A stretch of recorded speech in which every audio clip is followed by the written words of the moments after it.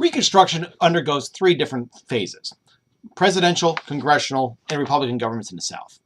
Presidential Reconstruction is between 1863 and 1867. It uses the power of the president as commander-in-chief to put down an armed rebellion. That's the reason why the president, at the early stages of Reconstruction, thought he was in charge of Reconstruction. Of course, there's going to be congressional Reconstruction. Something happens in 1867 that allows Congress to take it over, and it will dominate it between 1867 and 1870. Finally, you have Republican governments in the South. Now, you might think to yourself, wait a minute, Republican governments in the South, don't we have that today? We do.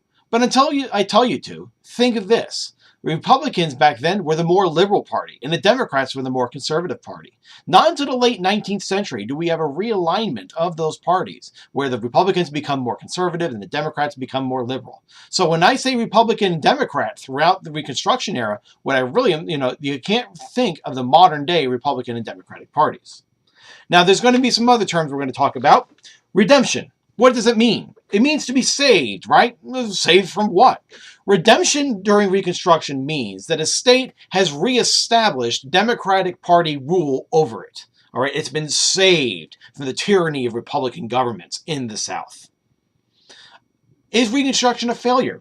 Well, just about everybody considers it.